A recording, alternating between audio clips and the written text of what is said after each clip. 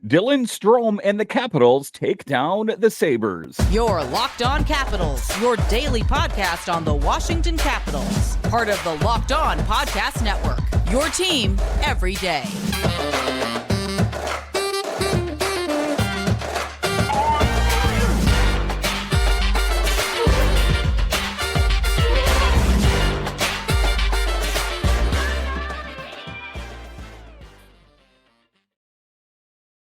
Well, hello and welcome into this edition of Locked On Capitals. I'm so glad you decided to join me today.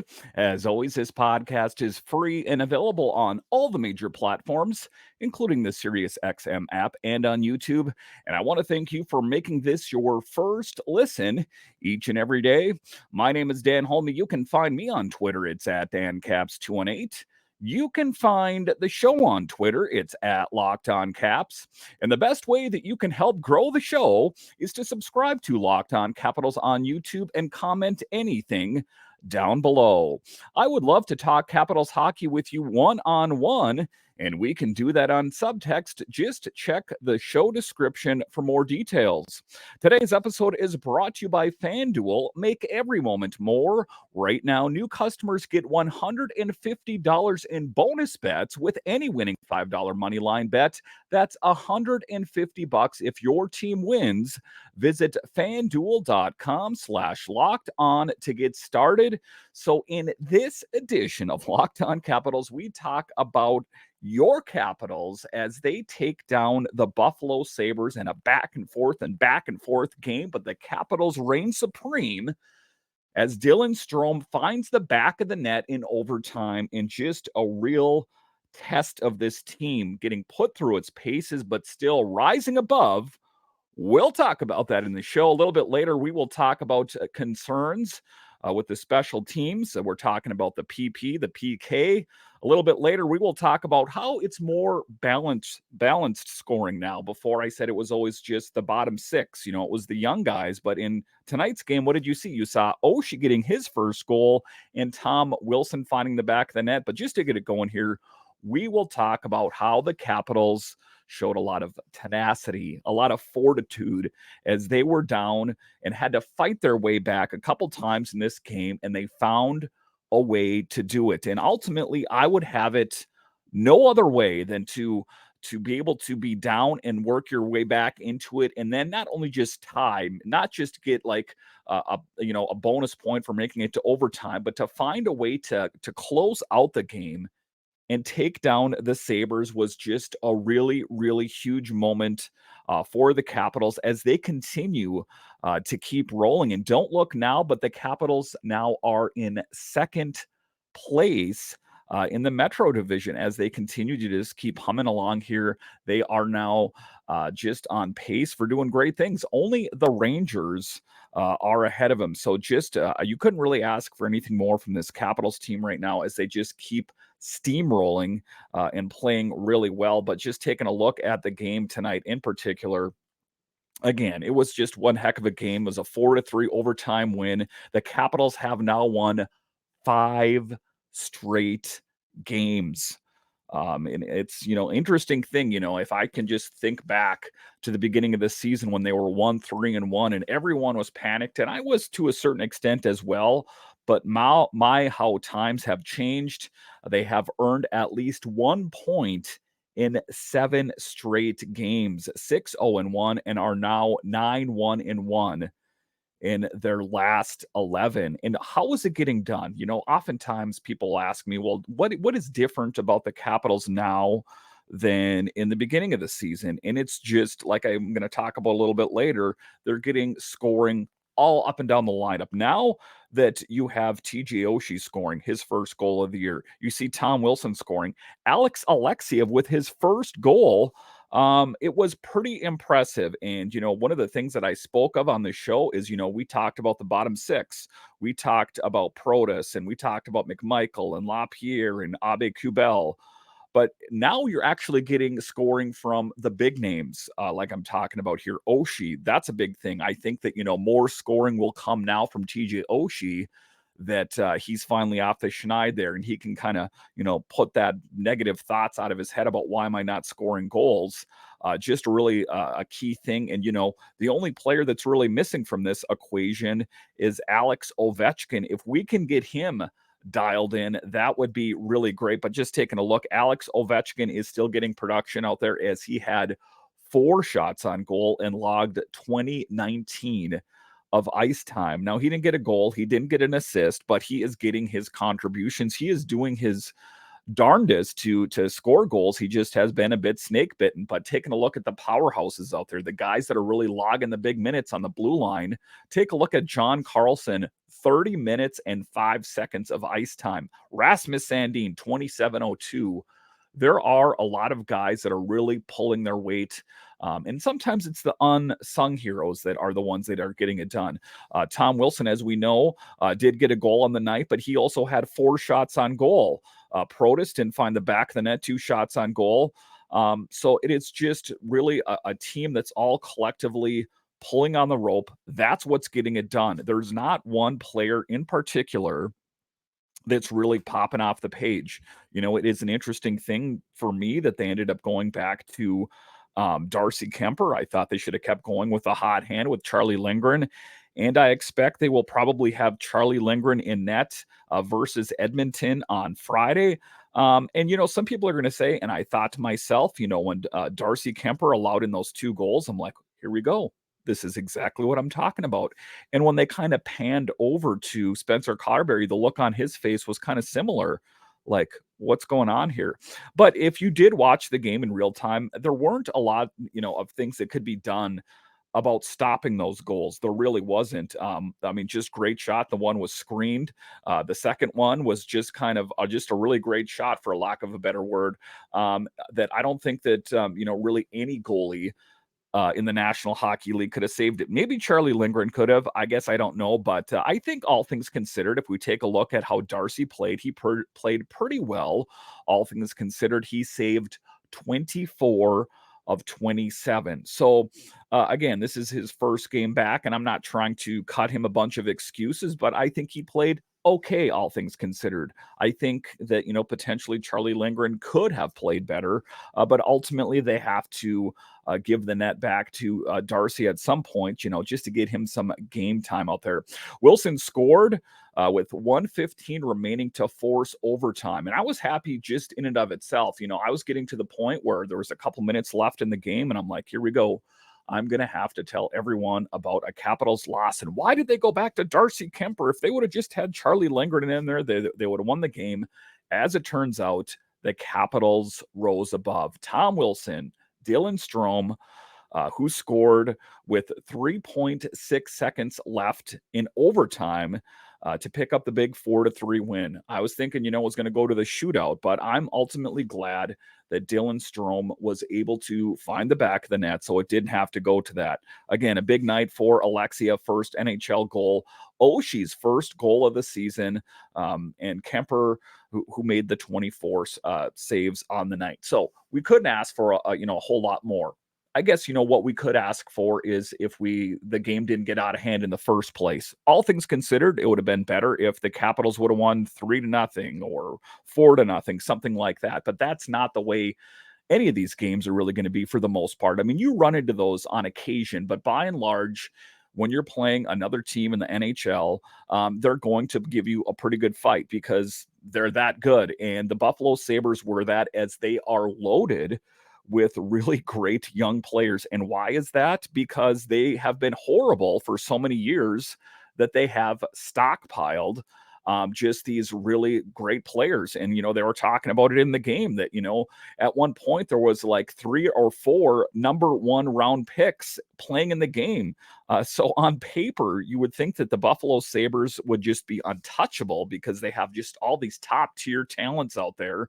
As it turns out, wasn't really the case, but it was just an excellent evening. A special evening for Nick Jensen.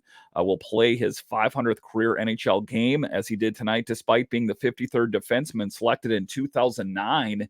Jensen ranks 15th in games played and points, 122 among defensemen in his draft class. So Nick Jensen, another guy that is just always playing a huge role on the Capitals. But what is it more about anything tonight was the Capitals pulling together.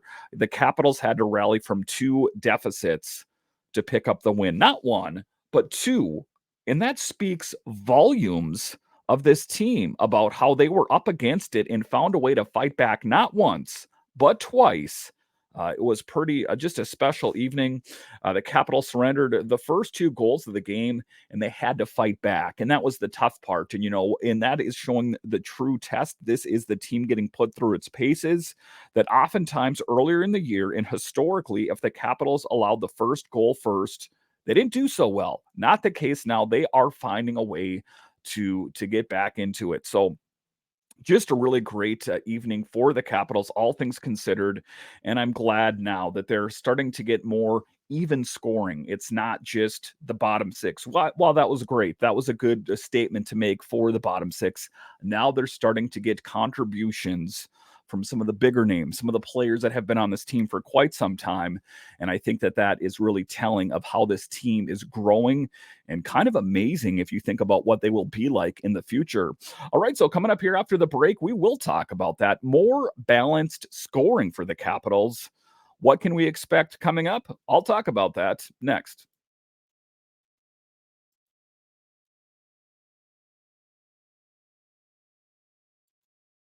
A new NHL season brings all sorts of possibilities. Alex Ovechkin could score 50 goals. The Capitals could hoist the Stanley Cup, and you could win big by playing daily fantasy hockey on Sleeper, the official daily fantasy app of the Locked On NHL Network. Sleeper is our number one choice for daily fantasy sports, and especially daily fantasy hockey, because with Sleeper you can win 100 times your cash in daily fantasy hockey. And let me tell you something. Before Sleeper, I wasn't really that into fantasy sports, but now that I'm into Sleeper, I can't get enough of it. I think that you will love it as well. To win a 100 times bet on Sleeper, you need to correctly predict the outcome of 8 player stats. You heard me, Caps fans. You can win 100 times your money playing daily fantasy hockey with Sleeper. So start paying attention and nail your picks so you can start winning big. Use promo code LOCKEDONNHL and you'll get up to a $100 match on your first deposit. Terms and conditions apply. That's code LOCKEDONNHL. See Sleeper's terms of use for more details and locational availability.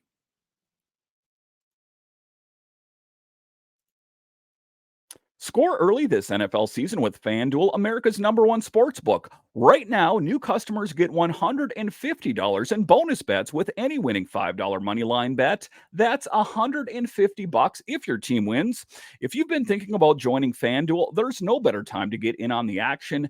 The app is so easy to use. There's a wide range of betting options, including spreads, player props, over-unders, and more. And let me tell you something, guys.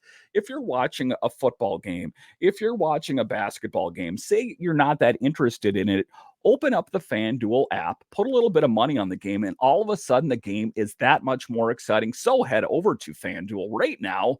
So visit FanDuel.com/locked on and kick off the NFL season. FanDuel, official partner of the NFL. All right, welcome back into this edition of Locked On Capitals, part of the Locked On Podcast Network, your team every day. So, what is one of the refreshing things about the game tonight is like what I talked about is even scoring. And getting scoring from, the big marquee names that are traditionally the big goal scorers on the team. See TJ Oshie, see Dylan Strome, see Tom Wilson. That is encouraging. And then not to mention you get the goal from Alexiev, his first NHL goal. And then, you think historically, as the Capitals have gone on this winning streak, it's been the bottom six, but now you're getting the bigger names. This is a team that's scoring on all cylinders. Quite exciting. Like I said, all we need is for Alex Ovechkin to really kick it in. And I think that this team will be on fire. TJ Oshie scores his first goal of the season, and he tied it up with the goal. Oshie ties Dale Hunter for the 11th most goals in franchise history. So TJ Oshie, even though he has been a bit absent from the score sheet as far as goals scored are concerned, he was lighting it up. And then what am I talking about? Even scoring. Connor McMichael recorded the primary assist on Oshie's goal.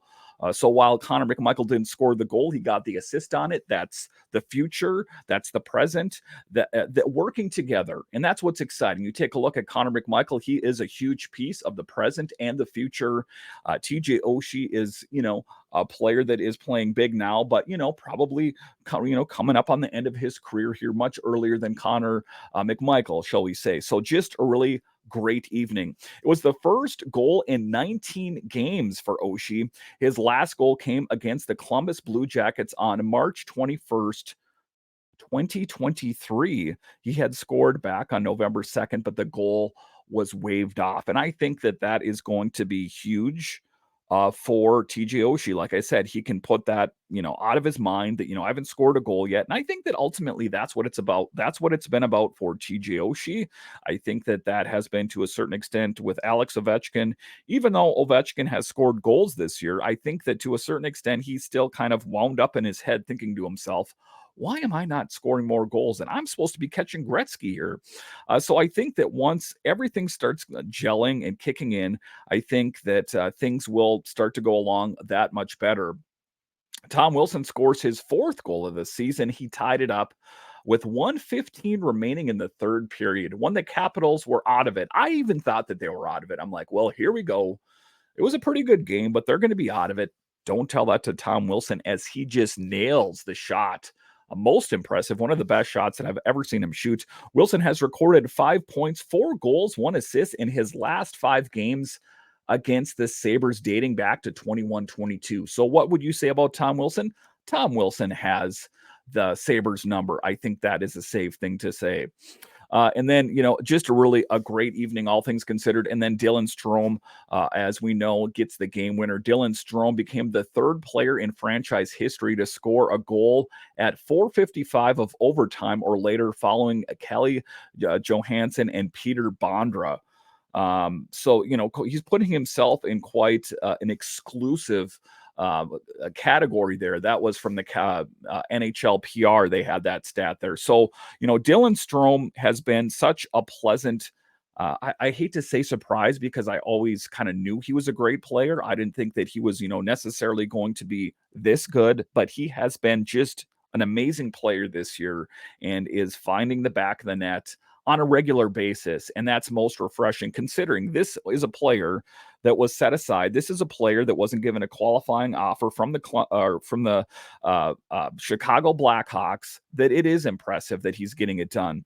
And then taking a look at John Carlson, like I talked about with John Carlson, he logged a tremendous amount of time in the game tonight, but he also recorded his team leading 9th assist of the season on Wilson's goal. Carlson's 10 points, 1 goal, 9 assists this season rank second on Washington. So just an amazing player, all things considered. And we know, I'm not telling you anything new. John Carlson is such a key piece to this team.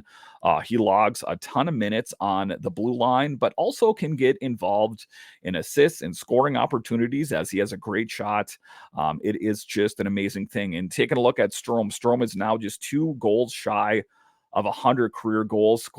Has scored the game-winning goal in 2 of the Capitals' last 3 wins. Let's give this guy some kind of an award or something. I mean, he's lighting the score sheet on fire, and definitely some of the secret sauce for the Capitals, and ultimately why they are winning games. So that is what we're looking for as the Capitals prepare to take on the Edmonton Oilers on Friday. As we know, they take Thanksgiving off, as they should, and then they're back in action, and they will be taking on, let's face it, a really poor Edmonton Oilers team. What do we know about the Oilers? They had a coaching change because they have been horrible this year. And, there's some big names on that team. Connor McDavid, for example, people asking him questions about why the team isn't doing that well. He's sick of answering the questions. So I think that, I think the big thing is the Capitals don't want to fall into what you call a trap game, where you go into the game thinking, well, this is a struggling Oilers team. We should be able to just mop the floor with them. I mean, I think that the Oilers still, I know, actually have a lot of great players on that team. You need to take a look at Nugent Hopkins and McDavid and Draisaitl. They're just really loaded. Kind of the bugaboo about that team is they've always had subpar net minding, and that's kind of a familiar theme with a lot of different teams in the NHL. You can take a look at Calgary, you can take a look at Toronto to a certain extent. So it's going to be an interesting test for this team. Again, I would expect, and I don't have it on any authority, but I would guess that Charlie Lindgren should be back in net. I think that Darcy Kemper has shown steps of improvement, but for me, I know that the Capitals won tonight, but for me, it's still Charlie Lindgren is the number one as far as I'm concerned. I think that oftentimes, just we have a hard time shaking titles, and I think that that would be key for the fans, and I think that would be important for everyone to just let's let the guy that's going to give the Capitals the best chance of winning games. Let's put him out there. Let's not worry so much about the titles. All right, so coming up here after the break, we will talk about special teams concerns. As we know that the PK has been playing very well, but it struggled a bit tonight, and the power play continues to be subpar. What can we expect, and how do they improve? I'll talk about that next.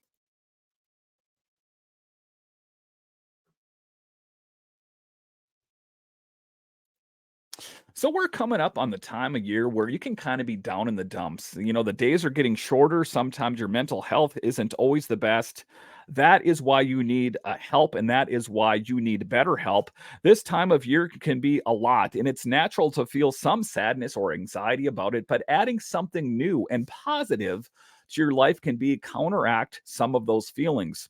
Therapy can be a bright spot amid all of the stress and change, something to look forward to make you feel grounded and give you the tools to manage everything going on. And sometimes in day to day life, it's easy to kind of push aside the stresses, the things that give you anxiety. And what happens is it builds up and it builds up until you blow up, or at the end of the day, you're just a really miserable person. But there are people that you can reach out to. That is why you need better help.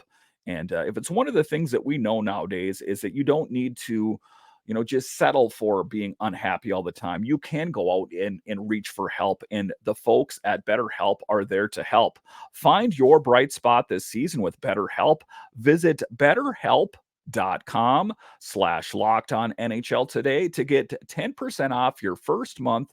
That's BetterHelp, HELP.com/locked on NHL.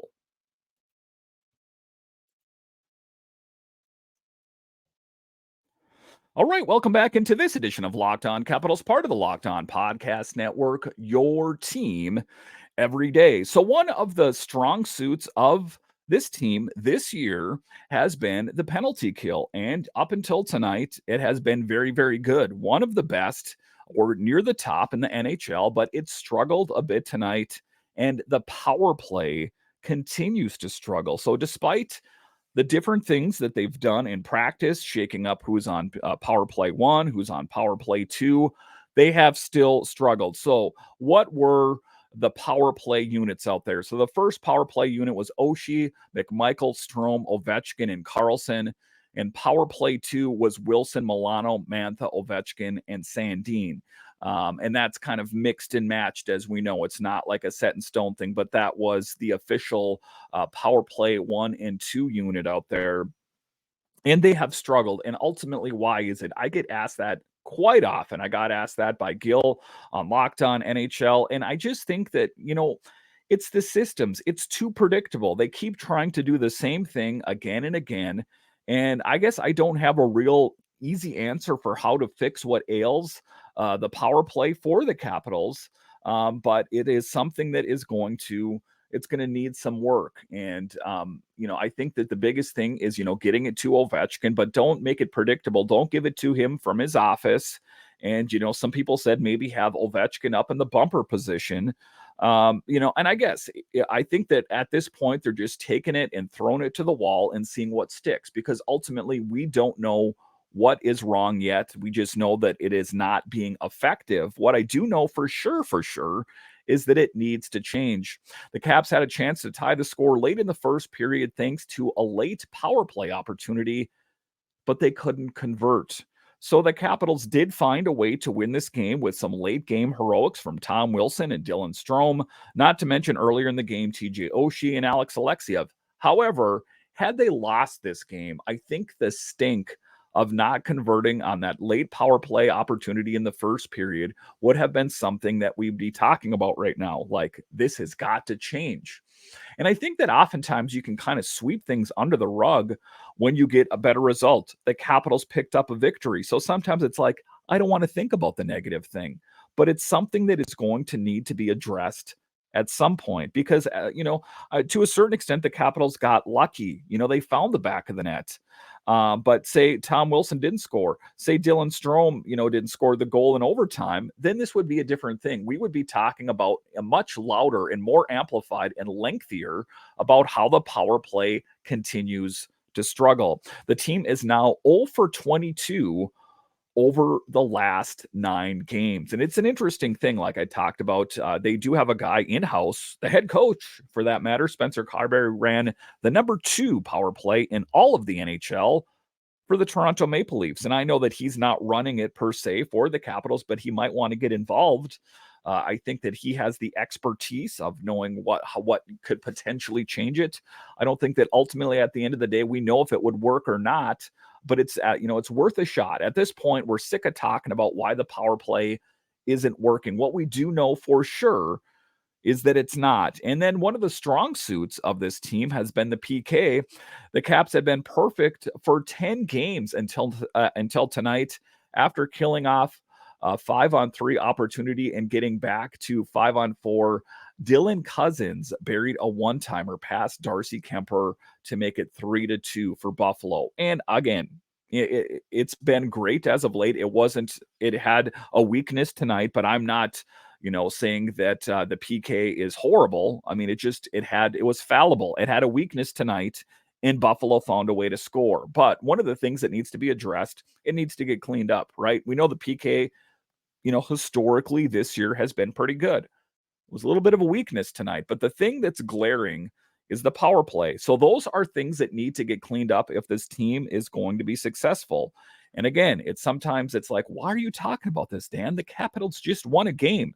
They did. But if they want to have sustained success, it's something that's going to have to be addressed if they have any hopes of making it any higher in the standings. I ultimately think they have what it takes. And, not to gloss over this, because it is a big thing. Just remembering how the Capitals did start the season near the bottom of the Metro, 1-3-1. I remember talking to you guys about that. And as I record this from NHL.com, in second place, the Capitals. New York Rangers are ahead of them. So it is quite a thing. The sky's the limit for this team if they can ultimately do it. So the Capitals have 22 points. The New York Rangers have 27. Carolina has 22 points as well. So, I mean, there's going to still need to be some work if they want to be the top dog. If they want to take down the Rangers, either the Rangers have to start losing or the Capitals are just going to have to keep steamrolling ahead and winning.